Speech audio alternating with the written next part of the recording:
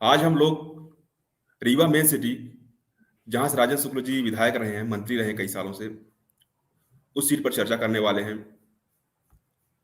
तो आइए हम शुरू करते हैं और इंतजार करते हैं कुछ और लोग जुड़ जाए हमारे साथ। और राधा कृष्ण जी जुड़े हुए हैं, उनके सवाल जवाब हम लेंगे और हमारे पत्रकार श्री विजय मिश्रा जी से उसका आंसर जानने की कोशिश करेंगे। तो नमस्कार साथियों, आपका स्वागत है द खबरदार न्यूज में। आज के इस लाइव सेशन में हम सिर्फ और सिर्फ चर्चा करेंगे रीवा, राजेंद्र शुक्ला और उसके इर्द गिर्द घूमती रीवा की सियासत पर। आज हम चर्चा करेंगे रीवा में क्या चुनौतियां हैं, राजेंद्र शुक्ला जी ने क्या डेवलपमेंट किया है और अभी भी क्या इश्यूज हैं जो राजेंद्र शुक्ला जी को ठीक करना पड़ेगा, और कहीं ना कहीं देखा जाए तो समस्याओं की जड़ भी वही है। तो आज इन्हीं मुद्दों पर चर्चा होगी। और आपको बता दें थोड़ा सा, रीवा विधानसभा चुनाव 2023 के जो उम्मीदवार हैं उनके नामों पर चर्चा कर लेते हैं। सबसे पहला नाम है भारतीय जनता पार्टी से राजेंद्र शुक्ला जी का। राजेंद्र शुक्ला जी 2 बार कैबिनेट मंत्री भी रह चुके हैं। काफी टाइम से राजेंद्र शुक्ला जी ने पॉलिटिक्स में शुरुआत किया। 2003 के चुनाव से विधायक भी बने और उसके बाद मंत्री भी बने। वर्तमान की बात की जाए तो रीवा में कांग्रेस पार्टी ने अपना कोई ढंग का उम्मीदवार नहीं उतारा है, और कहीं ना कहीं ये कहा जा रहा है कि ये तो कांग्रेस और भारतीय जनता पार्टी ने रीवा की सीट को फिक्स कर लिया है। खैर, ये तो राजनीति की बात है। हम चुनौतियों पर चर्चा करेंगे। नशे ने जिस तरह से रीवा को जकड़ लिया है उस पर चर्चा करेंगे। मेडिकल माफियाओं पर चर्चा करेंगे कि किस तरह से हॉस्पिटल जैसे विहान हॉस्पिटल हो गए, उनको हमारे रीवा के लोगों, उनकी जिंदगियों की कोई कदर नहीं है। आप स्क्रीन में देख सकते होंगे कि एक हमारे साथ फौजी जुड़े हुए हैं जो अपने रीवा के ही हैं, और उनकी व्यथा है। अभी हाल ही में उन्होंने विहान हॉस्पिटल की गलती की वजह से अपने पिता को खोया है। हम उनसे चर्चा करेंगे। और इसके साथ ही हमने और भी एक्टिविस्ट और बाकी अन्य लोगों को भी इनवाइट किया है इस लाइव सेशन में जुड़ने के लिए। वो लोग भी जुड़ेंगे। इससे पहले हमारे साथ में 2 और रीवा के ही बच्चे जुड़े हैं, उनसे बात करेंगे, प्रभास और सुधांशु। क्या लगता है रीवा में क्या बदलाव होना चाहिए?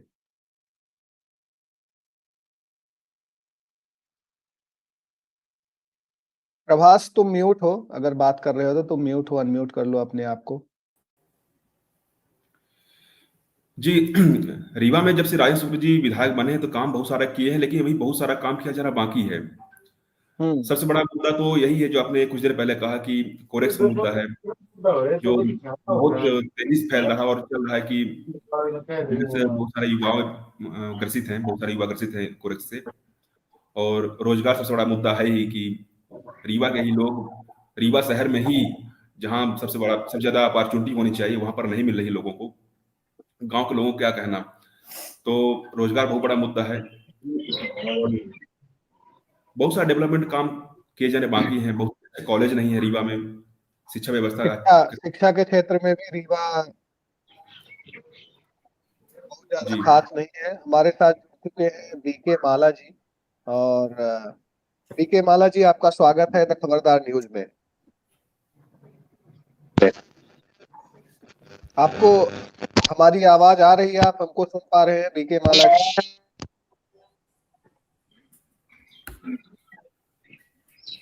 हेलो बीके माला जी, क्या आप हमको सुन पा रहे हैं?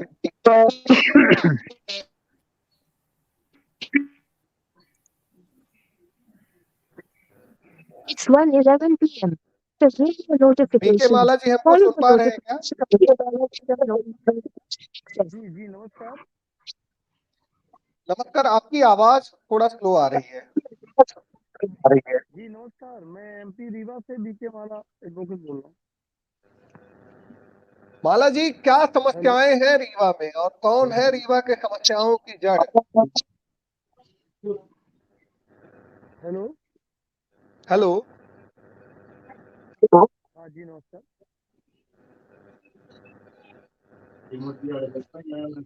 ऐसा लगता है कि माला जी के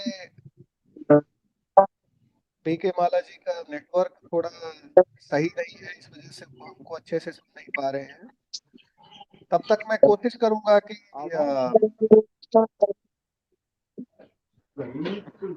राधा कृष्ण मिश्रा जी, तब तक आप अपनी समस्याएं सुना दो। आप फौज में ड्यूटी कर रहे हो, कहाँ हो अभी आप इस समय?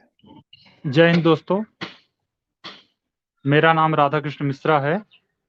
मैं श्रीनगर पे इस समय तैनात हूँ। मेरी आवाज आप तक जा रही है क्या? आ रही है, आवाज आ रही है। मैं रीवा के मुद्दे पे मेडिकल माफिया के बारे में बोलना चाहूंगा। एक तो इतनी लापरवाही हो रही है, मतलब किसी की भी जान जा रही है, उस पे कोई इंक्वायरी नहीं, कुछ नहीं, प्रक्रिया हो रही है। मतलब इतना डॉक्टर रेयर चीज, मतलब जान से खेल रहे हैं। डॉक्टर किसी की जान से मतलब इतना हल्के में ले लेते हैं, किसी को एडमिट कर रहे हैं। उनके यहाँ की सीसीटीवी उठाइए, आप देखिए बिहान हॉस्पिटल में जिस दिन एडमिट किया गया है हमारे पिताजी को, वो चल फिर के अच्छे से एकदम अंदर गए हैं, चलते फिरते हुए गए। और जाने के बाद उनको एडमिट किया गया, विंध हॉस्पिटल से ब्लड लेने के लिए गए, उन्होंने एक्स्ट्रा पैसे में ब्लड दिया। मतलब इतनी माफिया बढ़ चुकी है कि अगर जान की कीमत है तो हमको रात को 2 बजे ब्लड मिला है, वो भी 8,000 की कीमत पे। हमने बोला चलो कोई बात नहीं, जान के लिए हम वो भी रिस्क लेंगे। परंतु वो ब्लड इन्होंने चढ़ाया, उसकी चेकिंग नहीं की कैसा ब्लड है, क्या दिक्कत है। और ब्लड चढ़ाने के बाद जैसे शरीर में ब्लड गया है, हमारे पिताजी ने बोला है अब हम नहीं बचेंगे, और उनकी जान निकल गई है। मतलब हॉस्पिटल की बहुत बड़ी लापरवाही थी, और उनके खिलाफ अभी तक क्यों कोई एक्शन नहीं हुआ, उनके ऊपर कार्रवाई क्यों नहीं, उनके खिलाफ सख्त सख्त एक्शन होना चाहिए। बिहान और विंध हॉस्पिटल, ये 2 हॉस्पिटल ऐसे हैं जो रीवा में बहुत खतरनाक है, ये पब्लिक की जान ले सकते हैं। इनके खिलाफ एक्शन होना चाहिए बहुत जल्दी। जो आदमी चल फिर के जा रहा है, उसकी अचानक ऐसे डेथ कैसे हो जाती है? तुम्हारे ब्लड चढ़ाते ही शरीर अकड़ जाता है शरीर में, मतलब अचानक से। और डॉक्टर राकेश पटेल, वो स्वयं तो रहते नहीं है, वो उनके नीचे वाले डॉक्टर रहते हैं जो देख रेख में, उनको इतनी इंक्वायरी इनकी इतना नहीं पता है, और उन्होंने उनकी इसीलिए लापरवाही थी। आपकी आवाज, शायद आपका नेटवर्क सही नहीं था, आपकी आवाज हम अच्छे से सुन नहीं पाए। मैं बता दूं, राधा कृष्ण मिश्रा जी अपने रीवा के ही हैं। इनके पिताजी ये कश्मीर में ड्यूटी करते हैं, हमारी फौज में हैं। और इनके पिताजी को विहान हॉस्पिटल में भर्ती करवाया गया था। ठीक ठाक थे, चलते फिरते विहान हॉस्पिटल में गए।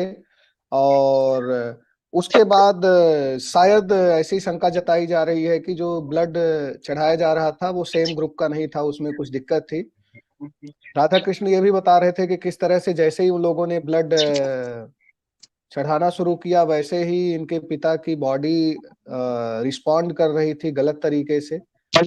कुछ देर के लिए प्रक्रिया रोक दी गई, उसके बाद फिर से खून चढ़ाना शुरू कर दिया गया, और अंततः इनके पिता की मृत्यु हो गई, जी जी। जो जब एक जो बार डॉक्टर शरीर के पे वो ब्लड, लापरवाही से हुई। एक बार शरीर पे ब्लड चढ़ाया गया, वो ब्लड शरीर को एक्सेप्ट नहीं किया, उसको कंप्लेन करने पे तुरंत उन्होंने निकाल दिया, और दोबारा आईसीयू में इमरजेंसी वार्ड में ले जाके उन्होंने फिर से वही ब्लड चढ़ाने की कोशिश की, और जैसे वो दोबारा ब्लड चढ़ाए हैं, उसके बाद उनके दोबारा आवाज उनके मुंह से बाहर नहीं आई है।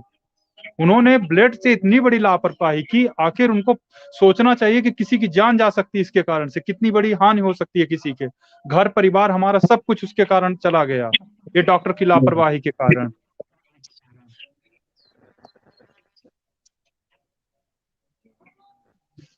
इसके बाद आपने शायद एफआईआर भी किया था, कुछ हुआ बिहार हॉस्पिटल को? अभी कोई तक कॉल उस आया पे आपके कोई पास? सख्त कार्रवाई नहीं हुई है। अभी जो रिपोर्ट आई थी पोस्टमार्टम की, तो उस पे कोई अभी बताया गया है कि जो जांचें गई हुई हैं 8-9 जांचें बताई गई हैं टोटल ब्लड की और जो भी चीजें हैं, तो बताया उनकी सागर से रिपोर्ट नहीं आई है। और मुझे ये नहीं समझ में आ रहा, इतना समय बीत गया अभी तक सागर से रिपोर्ट कैसे नहीं आ पा रही है। मतलब इतना समय तो नहीं लगना चाहिए ना कि आखिर रिपोर्ट आए, आदमी कार्रवाई करे। हमको एक्शन लेना है हॉस्पिटल के खिलाफ, सख्त से सख्त एक्शन लेना है, तभी हॉस्पिटल में सुधार आएगा। अभी आप ये बताओ कि क्या आपको पोस्टमार्टम की रिपोर्ट मिल चुकी है? जी, पोस्टमार्टम की रिपोर्ट मिली है, और जो ब्लड की ऑटोप्सी है वो सब रिपोर्टें नहीं आई हैं, केवल पोस्टमार्टम बस की रिपोर्ट आई है, जिसके तहत पोस्टमार्टम की रिपोर्ट में क्या आया है?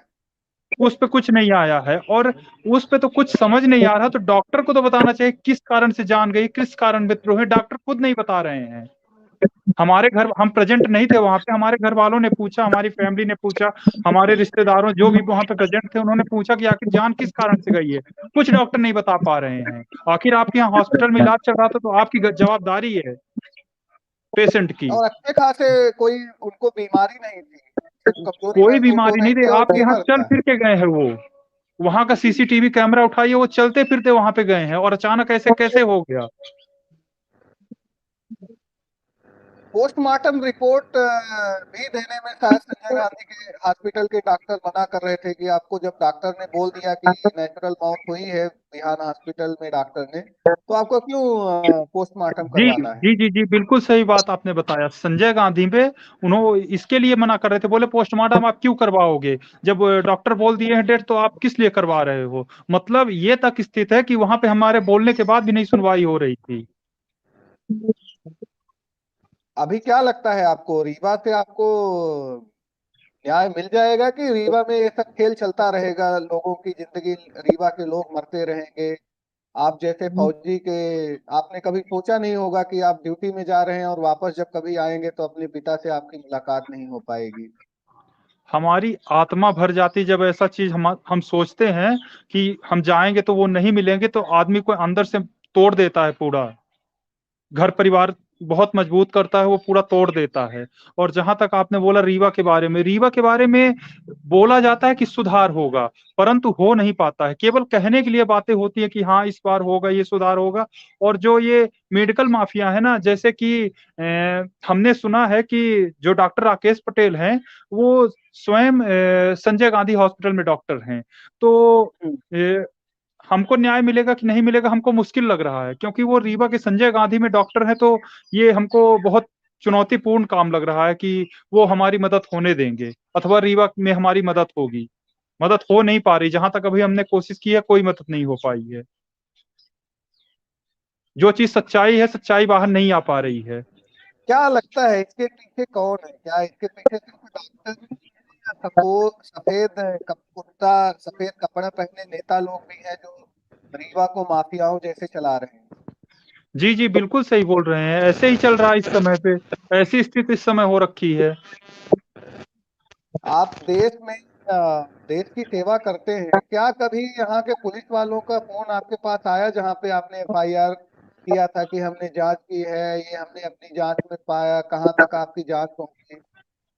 जी, कोई फोन नहीं आया, कोई मदद करने के लिए आगे नहीं आया है। जितनी कोशिश, यहाँ तक कि हमने मृत प्रमाण पत्र बनने के लिए हमको तकरीबन 1 महीने समय लग गए। हम इधर उधर चक्कर मार रहे थे। मतलब जो चीजें पोस्टमार्टम रिपोर्ट आने के बाद भी काफी कोशिश करने के बाद जाके बना। मतलब इधर उधर घूमो, पैसा खिलाओ, तब तो जाके काम होगा आपको, जबकि मृत रीवा सरकार प्रमाण को पत्र इसमें के सख्त, लिए रीवा में आपको पैसे खिलाने पड़ते हैं?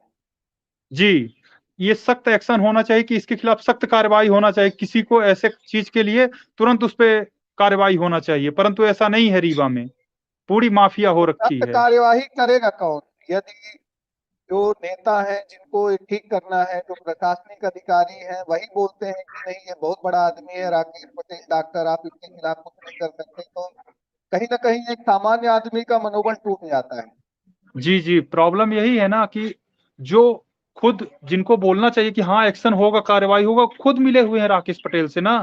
वो तो खुद मिले हुए हैं, मैंने बोलते सुना हैं कि नहीं। आपको आपको ये भी बोला गया था कि ये बहुत बड़े आदमी हैं, कुछ होगा नहीं इनका, आप क्यों फालतू में परेशान हो रहे हैं, आप तो अपनी ड्यूटी वगैरह कर लो। जी, जी, हमको काफ़ी आदमियों ने ये बोला कि ये बहुत पहुँचे हुए डॉक्टर हैं, इनकी काफ़ी पहुँच है और काफ़ी आदमी इनको जानते हैं, तो इनका कुछ नहीं कर सकते हो, आप फालतू में कोशिश कर रहे हो, आप पोस्ट मुझे तो पोस्टमार्टम के लिए मना किया जा रहा था, पर मैंने इसलिए कार्रवाई की कि कम से कम मुझे सच्चाई तो पता चले। पर अभी तक मेरे सामने कोई सच्चाई निकल के बाहर नहीं आई। जो बातें बोली जा रही थी, तकरीबन सही है, क्योंकि अगर डॉक्टर सही थे, तो उन्होंने क्यों सामने नहीं आके बताया कि किस कारण से मौत हुई और क्या रीज़न था? और मौत हुई तो उसका सही कारण क्यों अभी तक नहीं निकल के आया? पोस्टमार्टम की रिपोर्ट सही क्यों नहीं आई है?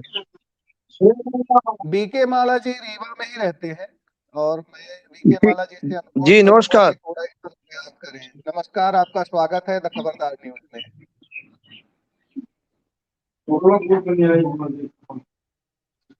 बीके माला जी कहिए, ये हमारे रीवा के हैं, फौजी भाई हैं और इनके पिता के साथ इनके साथ इतना अन्याय हुआ और इनको कोई न्याय नहीं मिला। उसकी जय वजह हिंद सिर्फ बीके यही है माला कि जी। नहीं आ रही। आवाज नहीं आ रही।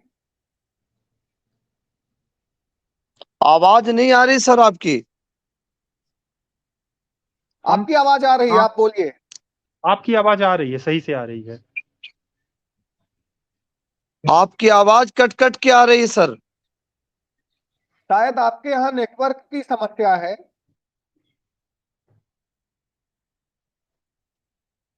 बीके माला जी एक्टिविस्ट भी हैं, एडवोकेट भी हैं और रीवा में रहते हैं और कई तरह के भ्रष्टाचारों को उजागर कर चुके हैं। और मैं उन्हीं से जानना चाहता था कि आखिर राधा कृष्ण जैसे फौजी को, जो हमारे रीवा के हैं, उनको न्याय कब मिलेगा? जो देश की सेवा कर रही है, उसके मदद के लिए कौन सामने आएगा? कौन उसकी मदद करेगा? हम ये जानना चाहते हैं। कोई सामने आके आपने जैसे पूछा कोई पुलिस वाला कोई संपर्क किया, कोई संपर्क नहीं हो, कोई मदद करने के लिए सामने नहीं आया कि हाँ, हम डॉक्टर खिलाफ एक्शन करेंगे, हम आपकी मदद करेंगे, कोई ऐसी चीज़ नहीं हुई है। शायद होगी भी नहीं। हाँ, बिल्कुल आप सही आपके बोल रहे हैं, आपके शायद पिताजी होगी भी के नहीं। केस के बाद 3-4 और केस हुए थे बिहार जी, जी, हॉस्पिटल में, बिल्कुल, लेकिन एक कुछ और नहीं केस हुआ। हुआ है, कुछ लगभग वैसे ही केस हुआ है। मतलब देखिए आप कितना उसमें कार्रवाई कठोर हो रही है कि मतलब किसी की जान जाने के बाद भी उसको बॉडी हमारे पिताजी केस में बॉडी नहीं दे रहे थे और दूसरे केस में भी यही हुआ था। फिर हमारे अच्छा, रिश्तेदारों ने जब जाके जबरदस्ती किए तब जाके बॉडी दिए हैं। मतलब ये नौबत हो रखी है उन लोगों की। उनको बीके माला जी केवल आपका फिर से स्वागत है, आप जुड़ चुके हैं।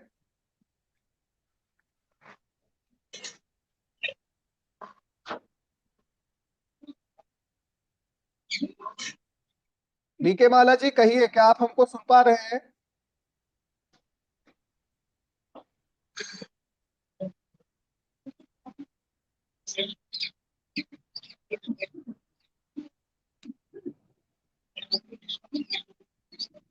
शायद कुछ समस्या आ रही है, वो हमें सुन नहीं पा रहे हैं।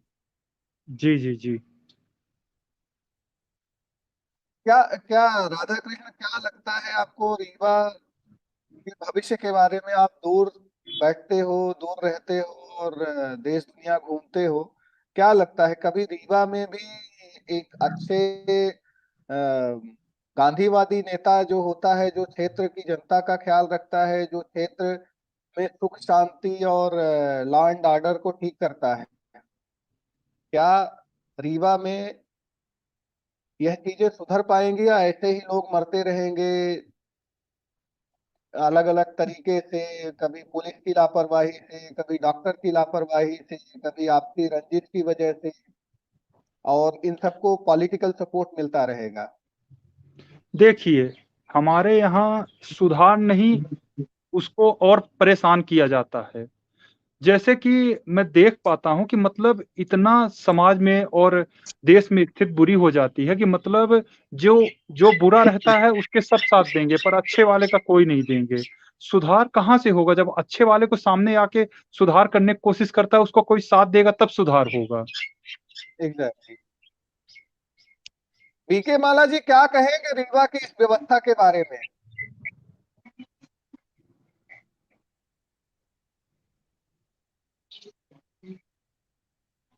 बीके माला जी आप शायद अपना हेडफोन निकाल लीजिए मोबाइल से, तो आवाज आएगी।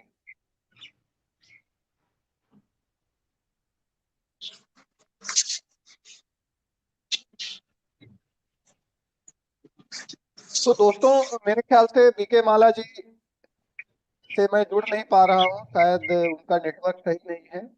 और ये राधा कृष्ण थे, और जो अपने पिता की समय मृत्यु या यूं कहें कि मर्डर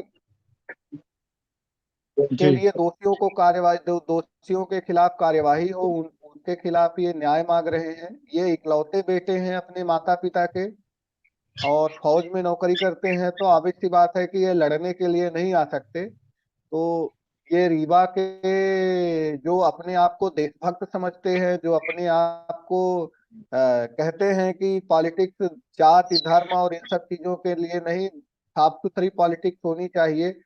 तो मैं ये सवाल छोड़ता हूं हमारे रीवा के दर्शकों के ऊपर, या हमारे मध्य प्रदेश या जो भी लोग देख रहे हों, कोई न कोई किसी न किसी तरीके से राधा कृष्ण जैसे फौजी की मदद कर सकते हैं। और इस केस में मैं बात करूं तो राधा कृष्ण को आप लोग न्याय दिलवाएं, मदद करें। और कोई कितना भी बड़ा हो रीवा में, कहते हैं पुलिस वाले से बड़ा गुंडा कोई नहीं होता, लेकिन आज के समय में पुलिस वाले के अलावा सब गुंडे हैं, पुलिस वाले ही पीड़ित बन चुके हैं जी। कहीं न कहीं इसके पीछे सिस्टम में व्याप्त भ्रष्टाचार, पुलिस के कार्य प्रणाली में नेताओं का इन्फ्लुएंस, जैसा कि राजेंद्र शुक्ला जी के बारे में बीच बीच में चर्चा भी चली है, कई बार एलिगेशन भी लगे हैं कि राजेंद्र शुक्ला जी जितने भी आईएएस हैं, आईपीएस हैं, उन सबको मैनेज करते हैं। इसके अलावा भी रीवा शहर में ना तो क्राइम बंद हो रहा है, ना मेडिकल माफिया बंद हो रहा है, और ना ही नशे का कारोबार बंद हो रहा है, बल्कि दिन रात ये कारोबार फल फूल रहा है और तेजी से बढ़ रहा है। जी बिल्कुल सही बात है।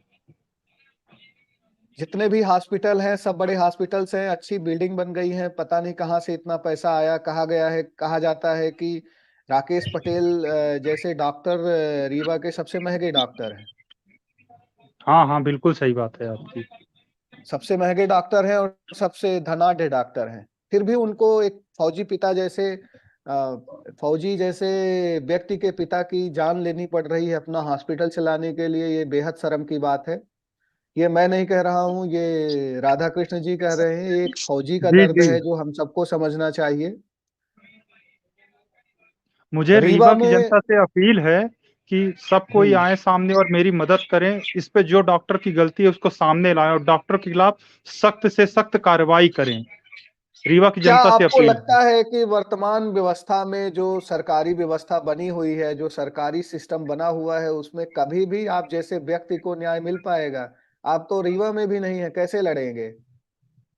देखिए, अगर रीवा की जनता हमारे साथ आएगी तो हम लड़ेंगे और जीतेंगे भी, क्योंकि डॉक्टर की रीवा इसमें की गलती जनता है। तो जाति पाति, जब चुनाव आता है तो रीवा की जनता जाति पाति धर्म के नाम पे वोट देती है। वो देखती है इसीलिए टीटीएस इसीलिए टीएमसी आज पता नहीं क्या होता है। इसीलिए आज तक ऊपर नहीं उठ पाए हैं, इसीलिए नीचे रह गए हैं। इससे उठ के ऊपर आना पड़ेगा, सामने आना पड़ेगा और इसके ऊपर सोचना पड़ेगा। ऊपर सोचते हैं, जनता ऊपर बराबर सोचती है जब तक चुनाव नहीं आता। फिर गलत लोगों को चुनेंगे, फिर ये समस्याएं आएगी। आज आपके साथ हुआ, कल किसी और के साथ होगा, परसों किसी और के साथ होगा, तब जाके लोग जगेंगे और अपने लिए मदद मांगेंगे। अभी अगर एक फौजी मदद मांग रहा है तो कोई भी उसके मदद के लिए तैयार नहीं होगा। लोगों को भी यही लगता है कि ये व्यक्ति बहुत बड़ा है, इसके खिलाफ मैं किस तरह से लड़ाई करूं, क्या करूं।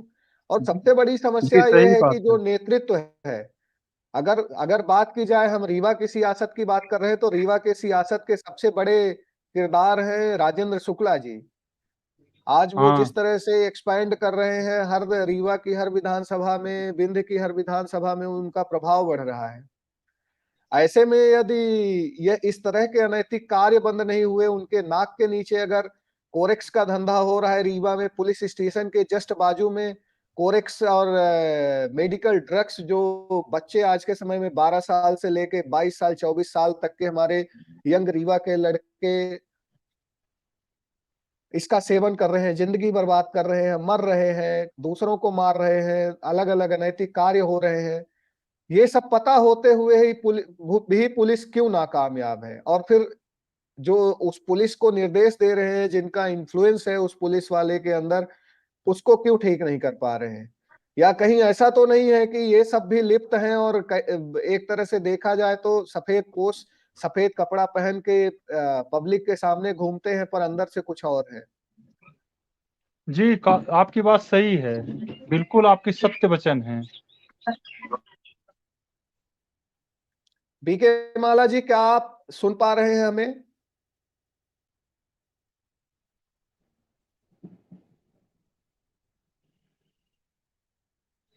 आजकल के वोटर्स इतने स्वार्थी हो गए हैं। चुनाव खत्म होगा तो बीजेपी ऐसी है, कांग्रेस ऐसी है, ये नेता ऐसा है, वो नेता ऐसा है, इसने ऐसा किया था भविष्य में, उसके घर वालों ने ऐसा किया था। जैसे ही चुनाव आएगा लोग सब भूल जाएंगे, फिर ये देखेंगे कि ये कौन सी जाति का है। अब जैसे रीवा ब्राह्मण बाहुल क्षेत्र है, तो ये देखते हैं कौन डीटीएस, पता नहीं क्या होता है डीटीएस टीटीएस, मुझे तो ये चीज आज तक पता भी नहीं चली और ना ही पता करना है। अगर जाति और धर्म के नाम पे ही वोट देना है तो जाति और धर्म के नाम पे ही देश चलेगा। इसी तरह से राधा कृष्ण मिश्रा खुद ब्राह्मण है और उनके पिता के साथ, इनके साथ इतना अत्याचार हुआ, अब कौन ब्राह्मण उठ के आएगा? क्योंकि ब्राह्मण, ये इस समस्या की जड़ भी तो यही लोग हैं और जनता तो यही देखेगी कि कौन सा नेता मेरी जाति का है, कौन सा नेता मेरी धर्म का है। जी जी जी, बिल्कुल आप सही बोल रहे हैं। ये जात धर्म से जब तक ऊपर नहीं उठेंगे तो ऐसे ही होता रहेगा। जब तक इससे ऊपर नहीं सोचेंगे कि नहीं, हमको उस पे जात धर्म पे वोट नहीं देना है, अच्छे नेता का चुनाव करना है। अब जैसे देखा जाए तो राजेंद्र शुक्ला जी का कद बढ़ रहा है धीरे धीरे विंध्य की राजनीति में, तो ये किसकी जिम्मेदारी हुई कि रीवा को साफ सुथरा बनाए, ये सब चीजें खत्म करे जो अनैतिक काम चल रहे हैं। लोग यह भी अभी अक्यूज कर रहे हैं, सूत्रों के हवाले से खबर मिली है कि कांग्रेस पार्टी के जो प्रत्याशी अभी घोषित हुए हैं वो कहीं ना कहीं एक तरह से फिक्सिंग है और डमी कैंडिडेट तैयार किया गया है। यदि वर्तमान जो मेयर है उनको अगर टिकट मिलता, वो आते मैदान में, तो राजेंद्र शुक्ला को शायद बड़ी टक्कर मिलती और चुनाव जीतना मुश्किल हो जाता। ऐसा ही अभी अभी तक देखा जाए तो भारतीय जनता पार्टी के मेयर रहे हैं रीवा सिटी में, और रीवा सिटी में गंदगी का अंबार, घटिया रोड, घटिया स्कूल, घटिया कॉलेज, पढ़ाई का कोई स्तर नहीं, कोई व्यवस्था नहीं।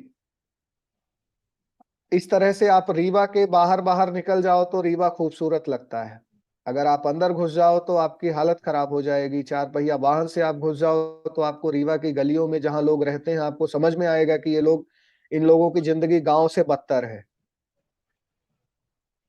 ना रोड है, ना तो ढंग के पानी की व्यवस्था है, और गंदगी तो इतनी है रीवा में कि क्या बताएं। ये सब चीजें दुरुस्त करने का किसका जिम्मा है? अभी रीवा के ही एक व्यक्ति ने फोन करके अपना अनुभव साझा किया था कि इतने साल तक भारतीय जनता पार्टी की सरकार थी, मेरी रोड नहीं नाला बन चुकी थी। उन्होंने कई बार कंप्लेन किया, कुछ नहीं हुआ। अभी जब उन्होंने वर्तमान मेयर को फोन किया तो एक फोन के अंदर कोई जान पहचान नहीं, कुछ नहीं, उन्होंने वार्ड नंबर पूछा, जगह पूछा और तुरंत सरकारी कर्मचारियों को, जो नगर निगम के कर्मचारी हैं, उनको भेज के और तुरंत उस रोड को बनवा दिया। तो लीडरशिप ऐसी होनी चाहिए। अगर कोई तारीफ कर रहा है तो तारीफ के काबिल होगा वो व्यक्ति। वो थोड़ी ना जानता है कि ये कौन है, कौन कहाँ का है, मेरी जान पहचान का है, मेरी पार्टी का है, मेरा सपोर्टर है कि नहीं। फिर भी एक फोन में उस व्यक्ति की वर्षों से चली आ रही समस्या, उस व्यक्ति की नहीं, उस मोहल्ले की वर्षों से चली आ रही समस्या एक दिन में खत्म हो गई। ऐसा लीडर चाहिए, जी, ये लीडरशिप बिल्कुल ऐसी आप सही चाहिए। कह रहे हैं। ऐसा लीडर होना चाहिए जो आगे आके जनता की मदद करे, ये नहीं कि पीछे जाके जनता के लिए गड्ढा खोदे, जनता की मदद ना करे। ऐसा लीडर नहीं होना चाहिए। एग्जैक्टली हालांकि राजेंद्र शुक्ला ने रीवा में काफी विकास के काम किए हैं, उसमें भी कोई डाउट नहीं है। अच्छाइयाँ भी हैं, पढ़े लिखे हैं, इंजीनियरिंग ग्रेजुएट हैं, गवर्नमेंट इंजीनियरिंग कॉलेज रीवा क्या से पढ़े हुए हैं, मैं छात्र आपको नेता भी थोड़ा रहे रोकना हैं। चाहूंगा। क्या रीवा हाँ, शहर में सुविधाएं हैं? क्या ग्रामीण क्षेत्र में उतनी सुविधाएं हैं या वहां तक फैसिलिटी पहुंच रही है? किसी ने जाके देखा उनके तक पानी साफ सुथरा या उनके लिए काफी सुविधाएं, रोड, रोजमर्रा की चीजें, रोजगार क्या मिल रहा कि नहीं मिल रहा ग्रामीण क्षेत्रों में? ठीक है, रीवा शहर में काफी चीजें होंगी, ग्रामीण क्षेत्रों के लिए क्या किया गया, क्या सुविधाएं हैं? ग्रामीण क्षेत्रों के लिए भी कुछ नहीं है, और रीवा में भी जिस तरह से जो पोटेंशियल है रीवा में ग्रो करने का वो भी नहीं है। अगर आप जो फ्लाईओवर बने हैं उस फ्लाईओवर में आप बाइक से जाते हैं, कार से जाते हैं, तो वो ऐसे ऐसे हिलती है। तो सीधी सी बात समझ में आती है कि आप सिविल इंजीनियर होते हुए भी अगर अब वहीं आप जब चले जाओ, जबलपुर चले जाओ, भोपाल चले जाओ, वहां के फ्लाईओवर इतने स्मूथ क्यों हैं? क्या वजह है कि रीवा में जितने भी विकास कार्य हो रहे हैं उनकी कोई गुणवत्ता नहीं है, गुणवत्ता विहीन काम है। एक बार सड़क बन गई, फिर से वो सड़क खोदी जाएगी, फिर उसके बाद उसमें पाइपलाइन डलेगी, फिर गटर करेक्ट। के लिए गड्ढा खोदा जाएगा। तो आप किस चीज के लिए सिविल इंजीनियर हो? आपका अनुभव कहाँ गया अगर आपको ऐसे ही काम करवाना है, जनता का पैसा बर्बाद करना है? एक बार आप रोड बनवा दो आरसीसी, उसके बाद उस रोड को आप तुड़वाओ और फिर से उसमें गड्ढा खुदवाओ। ये कहाँ की बात हुई? ये कहाँ का लीडरशिप हुई? जी। आपके चारों तरफ पूरी रीवा में नशे का कारोबार हो रहा है, गांवों से आके लड़के रीवा में बिगड़ रहे हैं, पढ़ाई लिखाई के लिए माँ बाप भेजते हैं, और ऐसा माहौल पाके रीवा में लड़के या तो क्रिमिनल बनते हैं, कोरेक्सी बनते हैं, माहौली बनते हैं। खुलेआम रीवा में कोरेक्स बिक रहा है, कई जगह पे कोरेक्स बिक रहा, क्या सीखेंगे लड़के, क्या सीखेंगे वो? उनको भाई जो कोरेक्स मिल रहा, वो अवेलेबल होगा, कोरेक्स पी रहे शिक्षा हैं। अवेलेबल होगी तो आदमी शिक्षित होगा। जिस समाज में जो अवेलेबल होगा वही करेगा। व्यभिचार होगा, लोग मान मर्यादा से नहीं रहेंगे तो वो टूट जाएगी, वो खत्म हो जाएगी। जैसा समाज होगा, और समाज तो मतलब हमेशा जैसा है वैसे ही रहा है। ये लीडरशिप की जिम्मेदारी है कि अपने समाज को अच्छा रखे, अदरवाइज फिर आप क्यों लीडर बने हो? क्यों आप लीडर सिर्फ बने हो? पैसा कमाने के लीडर बने हो? अपने लोगों को आप विधानसभा चुनाव लड़वाने के लिए लीडर बने हो? अपनी पावर बनाने के लिए? पावर किस लिए चाहिए? लोगों के भले के लिए आपको पावर चाहिए कि आपको सत्यानाश करने के लिए पावर चाहिए? जी जी, बिल्कुल सही बात है।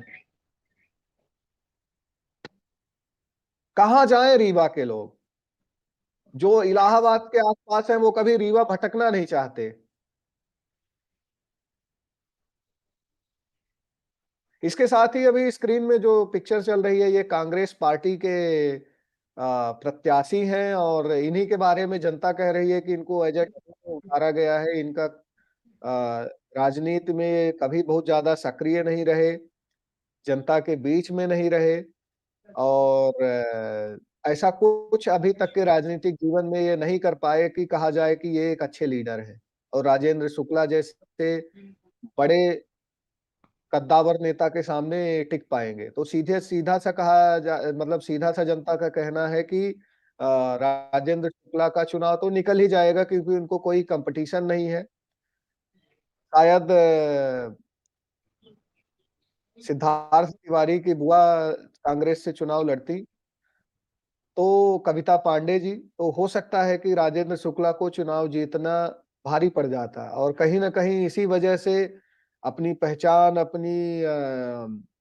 अपने इन्फ्लुएंस का यूज करते हुए सिद्धार्थ तिवारी कांग्रेस से बीजेपी में लाए गए, उनको एडहॉक तरीके से त्योथर का टिकट दिलवाया गया। इसके पीछे बताया जा रहा है, सूत्रों के हवाले से खबर है कि इसके पीछे 100% राजेंद्र शुक्ला जी का हाथ है। उन्होंने ही भारतीय जनता पार्टी के शीर्ष नेतृत्व में प्रेशर बनाया, और अब सी बात है कि जब आप अब क्षेत्र के बड़े लीडर हैं तो आपकी ही बात सुनी जाएगी, आपके क्षेत्र के डिसीजंस के बारे में। तो अपना रास्ता आपने साफ कर लिया, लेकिन रास्ता आपने साफ किया तो आप करोगे क्या? आप समाज को भी साफ करो। जो गंदगी रीवा में फैली है, जो ड्रग्स माफिया बैठे हैं, फालतू में कार्यवाही होती है, पुलिस बोलेगी 10 सीसी कोरेक्स पकड़ लिया, 5 सीसी कोरेक्स पकड़ लिया। ये नहीं दिखता कि यही जो पुल है जहां पे अभी पार्क बना हुआ है, जो पार्क बनवाया है इन्होंने, उसके उसी के आसपास आप देखोगे इतने कोरेक्स के मार्केट है, इतना मेडिकल ड्रग्स बिक रहा है, कौन उसको ठीक करेगा? इस लाइव सेशन में मैं ये आशा कर रहा था कि कुछ हमारे रीवा के जो लोग हैं जिनको अनुभव है रीवा में रिपोर्टिंग कर रहे हैं वो जुड़ेंगे और इस मामले में और भी हमको इनलाइटन करेंगे और भी हमको इंफॉर्मेशन देंगे। तो शायद टेक्निकल रीजंस की वजह से नहीं हो पाया, पर रीवा में व्याप्त भ्रष्टाचार कब खत्म होगा? परिवार के जो छोटे बच्चे होते हैं वो अपने बड़े पिता हैं, बाबा हैं, दादा हैं, उन्हीं को देख के अपना आचरण और अपने संस्कार बनाते हैं। तो मैं राजू जी से ये पूछना चाहूँगा कि आप अपनी आने वाली पीढ़ी, नए नेताओं को आप क्या शिक्षा देके जा रहे हैं? राजनीति समाज की भलाई के लिए होनी चाहिए, उसके डिस्ट्रक्शन के लिए नहीं होना चाहिए। राजनीति ये ज़रिया नहीं है कि कोई बिज़नेसमैन नेता बन जाए और वो पूरा फ़ोकस करे अपने बिज़नेस को बनाने के लिए, उसको दिन दूना, रात चौगुना आगे बढ़ाने के लिए और जनता से किए वादे, अपने कर्तव्यों जनता के प्रति अपने कर्तव्यों को भूल जाए। राधाकृष्ण जी, हमें बहुत खेद है, हमने आपकी आवाज़ को पहले भी उठाया था, विहान हॉस्पिटल के खिलाफ हमने आवाज़ उठाई थी, जी जी पर जी। आप कोर्ट्स को छोड़ नहीं पाया, जिसका कहीं न कहीं आपको पता है कि उसके पीछे कौन लोग हैं। किन लोगों ने ऐसे डॉक्टर्स, ऐसे हॉस्पिटल्स को इतना बड़ा बना दिया, इतना पावरफुल बना दिया कि वो हमारे रीवा के फौजियों के पिता की जान ले लें, उनको उनका मर्डर कर दें और उनको कुछ नहीं हो। आखिर क्या जी मजबूरी है? क्या मजबूरी है? क्यों एक धंधे वाला व्यक्ति हॉस्पिटल चलाए? हॉस्पिटल एक इंटेग्रिटी का काम होता है। हॉस्पिटल तो आपने चला लिया, इकलौते आप डॉक्टर हो और वहाँ जो आप डॉक्टर रख रहे हो, आप रहते नहीं हो। जो डॉक्टर आप वहाँ रख रहे हो, वो डॉक्टर ऐसे ही बच्चे हैं, वो पता नहीं कहाँ पढ़ के आए हैं, ट्रेनी है, क्या है, कुछ समझ में नहीं आता। कोई गाइडलाइन नहीं, कोई एसओपी नहीं, कैसे ट्रीट करना है, कुछ नहीं पता। जब राधाकृष्ण के पिता की को ब्लड चढ़ा रहे थे तो उनकी बॉडी ने रिएक्ट किया था। अगर कोई अनुभवी डॉक्टर होता तो समझ जाता कुछ गड़बड़ है, उस ब्लड की जांच करवाता। लेकिन सब बेवकूफ डॉक्टर, छोटे-छोटे बच्चे डॉक्टर भरे पड़े हैं जिनका कोई अस्तित्व नहीं। 10,000 12,000 आप पेशेंट से 40,000 लोगे, 50,000 लोगे, 1 लाख रुपए वसूलोगे, लेकिन डॉक्टर्स को आप 5,000 दोगे, 10,000 रुपए दोगे। ये क्या बेवकूफी है? कौन इसकी जांच करेगा? कौन सरकारी एजेंसी है? क्या हमारे संविधान में, हमारे देश में ऐसी कोई व्यवस्था नहीं है कि इन हॉस्पिटल की जांच की जाए, इनको दंड दिया जाए? मैं 100% श्योर हूं कि हमारे एसपी कलेक्टर को ही ये अधिकार होगा, लेकिन वो करेंगे कहां से? उनको जी, करने बिल्कुल भी सही नहीं बात दिया है। जाएगा, उनको भी खरीद लिया जाएगा। और ये मैं खुल के इसलिए बोल रहा हूं क्योंकि ये हो रहा है और ये ये हो बंद रहा होना है। चाहिए। जिसका जो काम है उसका वो काम उसको करना चाहिए। रीवा आतंक जी, के साए में नहीं जी सकता। रीवा ड्रग माफियों रीवा को ड्रग माफिया नहीं चला सकते। हमको हमारे बच्चों का भविष्य देखना है, हमारा भविष्य देखना है। और किसी के माँ बाप के साथ, पति पत्नी, किसी भी पारिवारिक सदस्य के साथ ऐसा नहीं होना चाहिए कि छोटी सी बीमारी के लिए वो विहान जैसे हॉस्पिटल में गया और वापस आया नहीं, उसकी बॉडी आई। इनफैक्ट बॉडी भी नहीं दे रहे थे। कितने शर्म की बात है। कौन शर्म करेगा? कौन बोलेगा कि मेरे मेरे मैं जब लीडर था, मैं जब प्रोमिनेंट लीडर था, जिम्मेदार था, तो मेरी नाक के नीचे ये सब चीजें होती रही और मैं कुछ नहीं कर पाया। कहां से आप लोग डेवलपमेंट का दुनिया भर का राग अलापते हो कि मैंने ये डेवलप कर दिया, मैंने वो डेवलप कर दिया। पहले तो अपनी नैतिकता डेवलप कर लो। आप लोग, आपके अंदर की नैतिकता मर चुकी है। आप लोग इतना पॉलिटिक्स में इन्वॉल्व हो गए हो कि आपको इंसानों की कीमत नहीं है, आपको रिश्तों की कोई परवाह नहीं है, आपको जी, आपकी खुद की पार्टी के लोगों की कोई परवाह नहीं है, कार्यकर्ताओं की परवाह नहीं है। आप लोग बस अपनी सीढ़ी, दूसरों को आप सीढ़ी बना के आगे बढ़ते जाते हो, पावरफुल बनते जाते हो, लेकिन आपका दिमाग कभी डेवलप नहीं होता। आपका दिमाग कभी वो लीडरशिप क्वालिटी को पा नहीं पाता, उस लेवल तक नहीं पहुंच पाता। उसके पीछे कहीं ना कहीं यही वजह है कि आपकी नियति में खोट है। जब तक आप अपनी नियति नहीं बनाते, जब तक आप अपनी नियति को दुरुस्त नहीं करते तब तक आप लीडर कहलाने के काबिल नहीं है। भले ही आपको जनता चुन ले, लेकिन आप अपनी अंतरात्मा में झांक के देखिए कि आपकी वजह से, आपकी गलतियों की वजह से कितने मासूम लोगों की जान गई, कितने लोगों के बच्चे बर्बाद हो गए, कोरेक्स पीते पीते कितने लोगों की जिंदगियां बर्बाद हो गई। और यहाँ तक कि आज के समय में रीवा की लड़कियां भी कोरेक्स पी रही हैं। ये धिक्कार है, हमारे समाज में ये हो रहा है। और आप दम भरते हो कि आप हिंदू हृदय सम्राट हैं, आप बोलते हैं भारतीय जनता पार्टी के विचारों से आप लोग प्रभावित हैं और उसी प्रभाव में आके काम करते हैं। तो क्या यही भारतीय जनता पार्टी का प्रभाव है? क्या यही विचारधारा है? कांग्रेस का तो अस्तित्व रीवा से खत्म हो गया, लेकिन अगर ऐसा ही चलता रहा तो रीवा की जनता भारतीय जनता पार्टी के नेताओं को कब तक बर्दाश्त करेगी और क्यों बर्दाश्त करेगी? क्यों बर्दाश्त करेगी? सही बात है। क्यों बर्दाश्त करेगी? हम ये सोचते हैं कि आपको हम जिता रहे हैं तो आप हमारे आसपास के हैं, बीच के हैं, अच्छे व्यक्ति हैं, पढ़े लिखे व्यक्ति हैं, समाज को सुधारेंगे, गांव को सुधारेंगे, शहर को सुधारेंगे, देश को सुधारेंगे। आप तो सिर्फ अपनों को सुधारने में लग जाते हो। आप अपना नंबर बढ़ाते हो कि कितने ज्यादा से ज्यादा लोग आपके साथ जुड़ जाए। आप 1 और 1 11 करते हो। 2 जगह कहीं मारपीट हुई, कोई गलत भी है, आप उसको भी साधने की कोशिश करते हो और जिसके साथ गलत हुआ है उसको भी साधने की कोशिश करते हो। आपको सिर्फ वोट दिखाई देता है।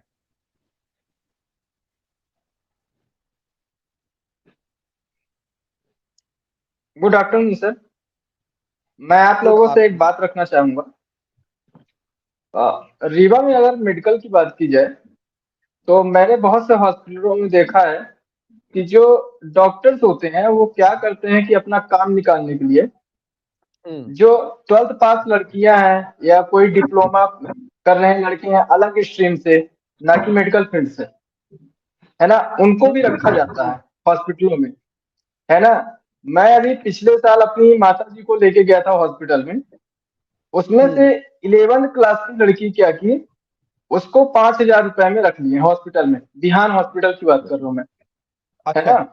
उसे मतलब कि इंजेक्शन लगाते तक नहीं आते, उसे नर्सिंग के लिए रखा गया था 5,000 वो में। नर्सिंग स्टूडेंट नहीं थी? नहीं, वो 11वीं कक्षा की छात्र थी। जब मैंने उससे पूछा कि आप बीएससी नर्सिंग की हैं या जीएनएम नर्सिंग की हैं, तो बोली कि नहीं भैया, मैं 11th क्लास की स्टडी कर रही हूँ, फैमिली कंडीशन की वजह से मैं यहाँ जॉब कर रही हूँ, है ना। कितनी बड़ी तो लापरवाही मेरा मानना बताइए। अब है ना, सोच लो मेरा राधा मानना कृष्ण ये को है, तुम्हारे पिता के साथ जो हुआ वो कोई अतिशयोक्ति नहीं है। और इसी वजह से कहीं ना कहीं तुम्हारे पिता की जान गई। आई एम यही रियली रीजन है, ये बात सिर्फ यही बिहार रीजन है। हॉस्पिटल की नहीं है। बट यही रीजन है। लेकिन हॉस्पिटल के साथ क्या, ऐसे हॉस्पिटल को बंद नहीं करना चाहिए? नहीं चाहिए। हमारे हमारे माँ बाप, हमारे घर परिवार के बच्चे इलाज के बिना मर जाए तो मरते रहे, पर इस ऐसे हॉस्पिटल में हम नहीं ले जाएंगे कि जहां पे पक्का मर जाए। जी बिल्कुल सही बात है। हो सकता है कि हम उनका इलाज करके घर परिवार में जैसे इलाज होता है अपने गांव देहात में वैसा इलाज हम कर लेंगे, लेकिन ऐसे बिहान जैसे हॉस्पिटल में भेज। अब ये सिर्फ एक बिहान हॉस्पिटल की बात नहीं है, ये लगभग लगभग रीवा के हर हॉस्पिटल की बात है। हर हॉस्पिटल की बात है। जब कोरोना आया था तो आम आदमी को अच्छा, बेड नहीं मिलता था। संजय गांधी के बारे में मैं आपको एक रोचक बात बताता हूँ। वहां हाँ पे हाँ। डॉक्टर क्या करते हैं, सुबह के टाइम पे बैठेंगे, पेशेंट को देखते हैं, और देखने के बाद जब आप दोबारा दिखाने के लिए जाएंगे 2-2:30 बजे, वो दवाई लिख के दे देंगे आपको, दवाई वहां से ले लो। तो वो बोलते हैं डॉक्टर चले गए हैं, अब आप कल आना तो दिखाना। मतलब उस दिन डॉक्टर अपने पूरे टाइम पे बैठते भी नहीं। शाम को 4 बजे, 5-6 बजे डॉक्टर नहीं अवेलेबल रहते। मैं खुद अपनी डॉक्टर वाइफ को कहाँ एक से बार देख, बैठेंगे? डॉक्टर को प्राइवेट क्लिनिक पे तो जाना है, डॉक्टर को प्राइवेट अपने क्लिनिक पे जाना है, हॉस्पिटल को इनके जाना है। लाइसेंस लाइसेंस रद्द करना चाहिए इनको, प्राइवेट प्राइवेट क्लिनिक पे नहीं जाना चाहिए। कौन रद्द करेगा? कौन रद्द करेगा? कौन रद्द ये करेगा? नौबत हो रही कि मतलब डॉक्टर मनमर्जी के हैं, आते हैं और चले जाते हैं। मतलब इतना नहीं है कि डॉक्टर जितने टाइम तक उनको बैठना चाहिए, कोई 4 बजे 6 बजे तक कोई टाइमिंग नहीं है। वो आएंगे, अपना उठेंगे, चल देंगे।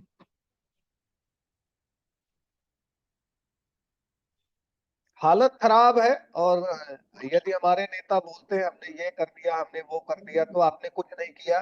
रीवा में बड़ी बड़ी बिल्डिंग बनी है, वो लोगों ने बनवाई है, लोगों ने अपनी मेहनत पसीने की कमाई से वो बिल्डिंग्स बनवाया है, बिजनेस शुरू किया है। और कुछ चंद बिजनेस को, कुछ चंद ठेकेदारों को आप लोग प्रोटेक्ट करते हो, और जो भी आपके बीच की अंडरस्टैंडिंग है उन सब से जनता का कोई लेना देना नहीं, पर जनता का नुकसान इस वजह से नहीं होना चाहिए। पॉलिटिक्स है, आप पॉलिटिक्स करो। और वैसे भी पॉलिटिक्स इतनी आसान नहीं है, क्योंकि रीवा की जनता भी बेवकूफ है। वो कभी जाति के नाम पर वोट देती है, कभी धर्म के नाम पे वोट देती है, कभी पैसा लेके वोट देती है, कभी दारू लेके वोट देती है, कभी मुर्गा लेके वोट देती है, कभी नात देखती है, रिश्तेदार देखती है, भाई देखती है, परिवार देखती है। तो ऑब्वियस सी रीवा बात की है, स्थिति जनता को भी यही रीवा की मिलेगा। स्थिति हर जगह खराब हो रखी है। सोचिए, हमारी तहसील त्योंथर लगती है रीवा मध्य प्रदेश में, वहां पे एक जमीन हमारी है जो 2013-14 पे हमारे नाम पे हुई थी, हमारे पिताजी ने करवाया था। और उसको मतलब हमारे पास ना सम्मान आया ना कोई प्रूफ आया, और 2015-16 में दूसरे व्यक्ति ने अपने नाम पे करा ली, हमारे पास कोई कागज भी नहीं आया। 2015-16 में उन्होंने अपने नाम करा ली, और यहाँ तक कि उन्होंने अपने नाम पे करा ली और फेक सभी कुछ कागज बनवा लिए। मतलब रीवा में पैसे के दम पे कुछ भी करा लो आप, इतना बुरी स्थिति हो चुकी है। मतलब अगर कोई आदमी प्रेजेंट नहीं रहता तो उसका कोई जमीन और उसका भरोसा नहीं, मतलब उसका तो सब कुछ लिया जा सकता है, उसके खिलाफ एक्शन नहीं होगा, उसकी कोई मदद नहीं होगी जो प्रेजेंट नहीं रहता। तो तहसील की सही वही बोल स्थित, रहे हैं। डिस्ट्रिक्ट की वही स्थित, और हर कहीं ना जगह वही कहीं ये स्थित है। जानबूझ के स्थिति बनाई गई है, ताकि लोग मजबूरी में इनको पैसा दे, घूस दे।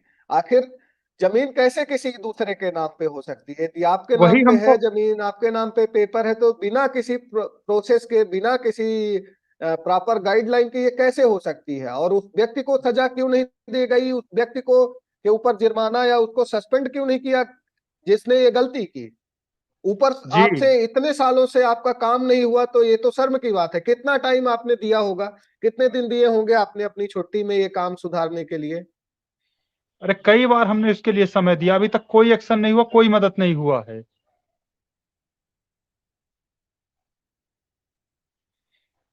अंजना जर्नलिस्ट लिखती हैं, रीवा में निवेश शिखर सम्मेलन हुआ, करोड़ों आए, लेकिन कहीं खर्च नहीं हुआ।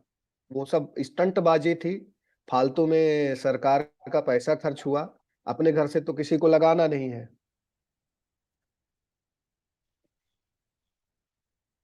और करना तो कुछ है नहीं, करेंगे भी। ये कोई इंडस्ट्री आ भी जाएगी तो बोलेंगे 20% पहले मुझे दे दो, फिर काम शुरू करो। तुमको टेंडर मिल गया ना, तुम्हारा टेंडर पास जी, करवा दिया यही ना मैंने, यही स्थिति अब बन काम रखी है करना रीवा है तो की। 20% दे दो, हमको चुनाव लड़ना है। और फिर चुनाव में यही पैसा आता है जो जनता नहीं समझती, जनता उड़ने लगती है।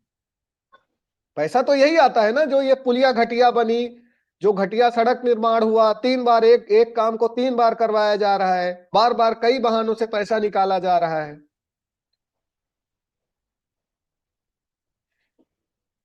जनता को भी इसमें सख्त एक होना एक पड़ेगा, भी बिना ढंग पैसे का लिए। प्रोफेशनल रोजगार रीवा में अवेलेबल नहीं है।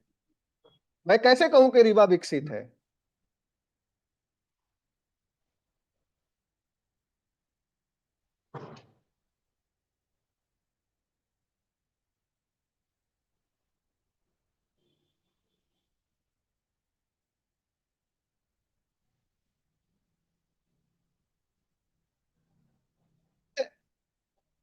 निवेशकों के लिए अनुकूल माहौल नहीं है।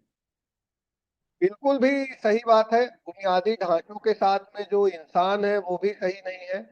और रीवा जैसे क्षेत्र में कोई भी बिजनेसमैन, कोई भी बड़ा बिजनेस जाता है तो उसके लिए बहुत बड़ा रिस्क है। रिस्क ये है कि या तो हमारे रीवा के जितने भी डोमिनेंट लीडर हैं, नेता हैं, बिजनेसमैन को उनको पैसे देने पड़ेंगे। जो आईएएस आईपीएस है, जो अ, बड़े अधिकारी हैं, उनको पैसे देने पड़ेंगे, उनसे बना के रखनी पड़ेगी। ऐसे में लागत बढ़ जाएगी। रीवा में कोई फैमिली, पढ़ी लिखी फैमिली रहना नहीं चाहेगी, इतना खराब है माहौल है रीवा का। लॉ एंड ऑर्डर की प्रॉब्लम इतनी है कि आए दिन गोलीबारी होती है। आए दिन सुनाई देता है कि किसी ने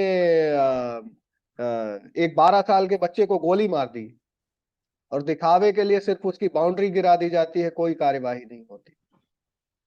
क्योंकि वो किसी बड़े लीडर का चहेता है, जिसके बेटे ने गोली चलाई, जिसके बेटे ने मर्डर किया।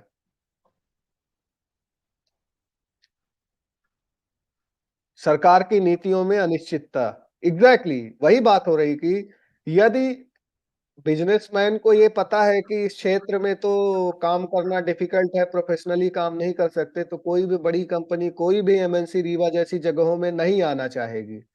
वही लोकल लोग व्यापार करेंगे और अपने व्यापार को बचाने के लिए, अपनी काले धन की कमाई को बचाने के लिए, बढ़ाने के लिए नेतागिरी शुरू कर देंगे।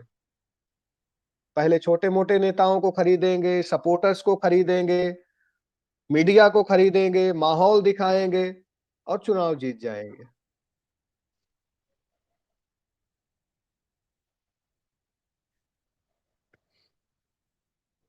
रीवा में राजनीति गुंडागर्दी और भ्रष्टाचार से चलती है। एग्जैक्टली इसी विषय पे हम बात कर रहे हैं। और रीवा के नेताओं से भी मेरी अपील है, रीवा की जनता से भी मेरी अपील है कि कृपया भ्रष्टाचार को बढ़ावा ना दें, सिर्फ अपना फायदा ना देखें, सामाजिक फायदा देखें। नेताओं की मदद सामाजिक मुद्दों के लिए लें, ना कि खुद गलत काम करें, या आपके घर परिवार का कोई गलत काम कर दिया है तो उसको बचाने के लिए आप अपनी पावर और पोजीशन का इस्तेमाल करें।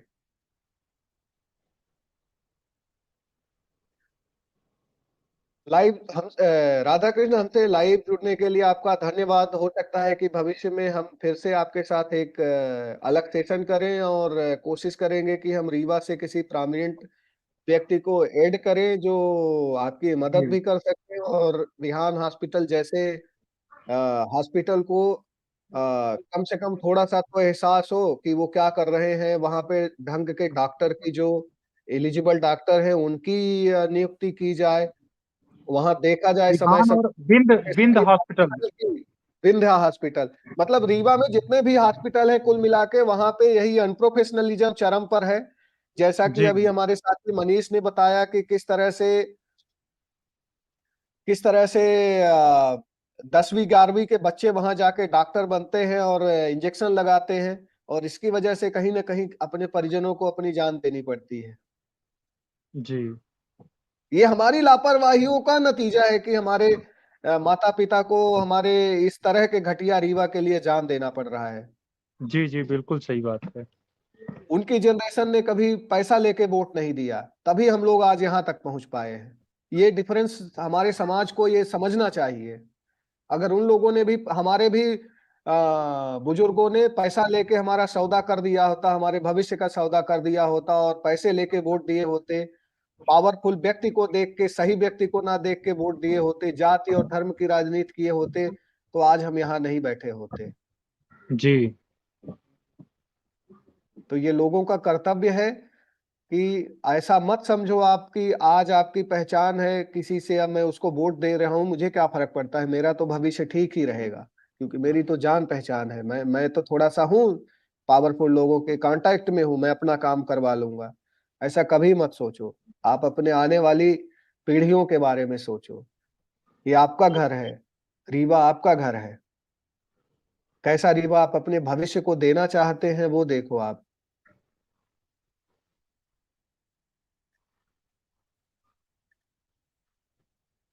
अब तो मीडिया और भ्रष्टाचारी नेताओं के बीच गठजोड़ है। अब तो और भी गठजोड़ होगा। उसका रीजन ये है कि अभी हमारे रीवा से ही जो लीडर है राजेंद्र शुक्ला जी, वो अभी मीडिया को भी देखते हैं। उनका भी मंत्रालय, मीडिया का भी मंत्रालय उनके पास आ गया है। तो अभी आगे देखो क्या क्या होता है। जितने भी रीवा के मिले हुए मीडिया होंगे उनसे उनको आगे बढ़ाया जाएगा, और जो बेंड नहीं होते, जो उनकी शर्तों पे नहीं झुकते, कहीं ना कहीं उनको झुकाने की कोशिश की जाएगी कि वो लोग या तो बिक जाएं या अपनी आवाज बंद कर दें।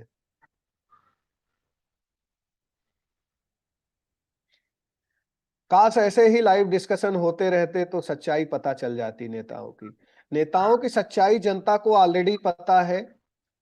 सिर्फ और सिर्फ जनता भूल जाती है चुनाव के 3-4 दिन तक, और वही 4 दिन ऐसे होते हैं जो 5 साल बर्बादी के कारण बनते हैं। और सिर्फ ये 5 साल की बात नहीं होती। अगर एक नेता ने 5 साल तक विकास नहीं किया, विनाश किया, तो उसका इम्पैक्ट अगले 10 से 15 सालों तक रहता है। कम से कम एक पीढ़ी, जो लड़का 5th क्लास में है वो 10th क्लास में पहुंच जाएगा 5 साल बाद, और फिर उसके बाद उसकी अगर पढ़ाई ढंग से नहीं हुई तो उसकी पढ़ाई कभी नहीं हो पाएगी, उसका लेवल, उसका स्तर कभी नहीं सही हो पाएगा।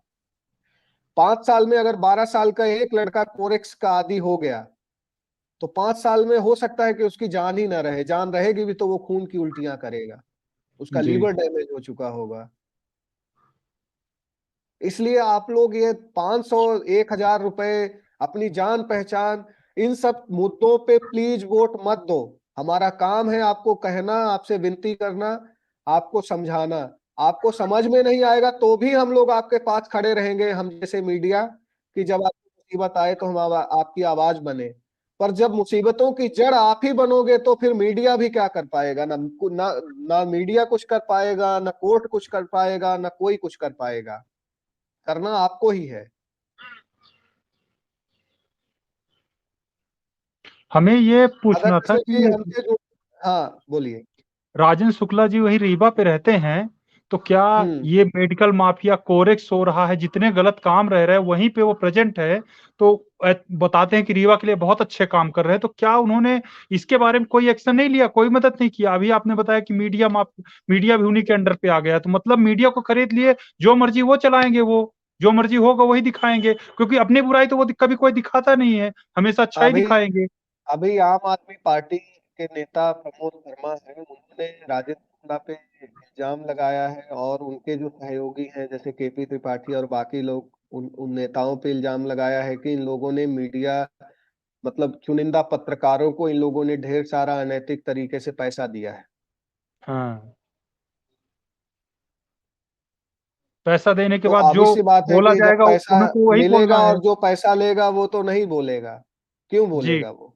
नहीं बोलेगा, जो बिक गया वो बिक गया, बिक तो फिर गया। उनका हो गया। हम्म।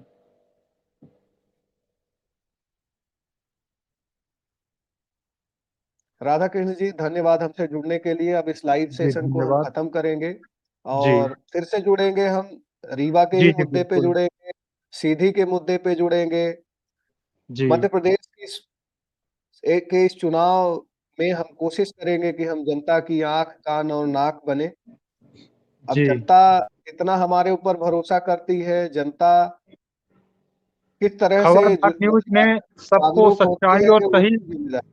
चीजें दिखाई है, इसके लिए खबरदार न्यूज का धन्यवाद। और बहुत अच्छी बात है, आपने जो सच सबके सामने लाने की कोशिश की है, बहुत बहुत उसके लिए धन्यवाद।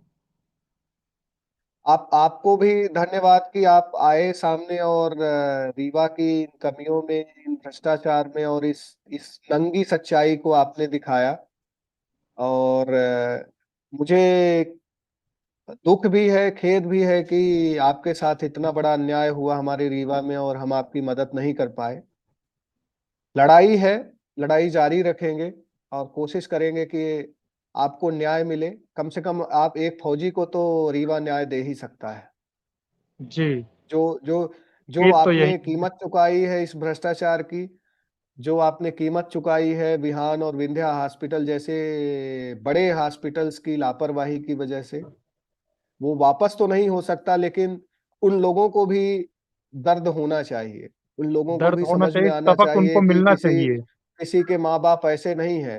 अगर उन्होंने अपने बच्चे को फौज में देश के लिए लड़ने के लिए तैयार किया है, भेजा है, तो वो अपने घर परिवार की समस्याओं से भी लड़ सकता है। जी धन्यवाद राधा कृष्ण जी। और इसके साथ ही मैं धन्यवाद देना चाहूंगा हमारी व्यूवर्स का, जो इस लाइव सेशन से जुड़े, जी, धन्यवाद। हमसे कमेंट के माध्यम से सवाल किया, और कई लोगों ने खुल के सच्चाई कमेंट के माध्यम से लिखा भी है। कई चीजों का कितने भ्रष्टाचार हुए लोगों को भी पता है। अब लोगों से मैं यही कहूंगा, आप ये नहीं कह सकता आप किसको वोट दो किसको वोट नहीं दो, लेकिन आप जवाब मांगो, आप सच्चाई जवाब मांगो। दिखाओ कि आपने यहाँ गलती किया है। जब आप बोलोगे, जोर से बोलोगे, जोर लगा के बोलोगे, तो नेताओं को भी लगेगा कि नहीं भाई, जनता है, जनता को पता है और मुंह दिखाना है। भाई कोई अगर नेता है तो उसको नेता तो फिर से बनना है ना, उसको चुनाव तो फिर से लड़ना है। और अगर कोई नेता गलत काम करके फिर से एक बार चुनाव जीत जाता है तो इसमें गलती नेता की नहीं है, इसमें गलती जनता की है। जनता ने अपने स्वार्थ के लिए, अपने निजी स्वार्थ के लिए वोट दे दिया और एक गलत व्यक्ति को पावर दे दी। धन्यवाद, जुड़े रहिए द खबरदार न्यूज के साथ। धन्यवाद। फिर मिलेंगे किसी और सामाजिक बुराई के मुद्दे पे आंख खोलने वाले वीडियो में। तब तक के लिए धन्यवाद।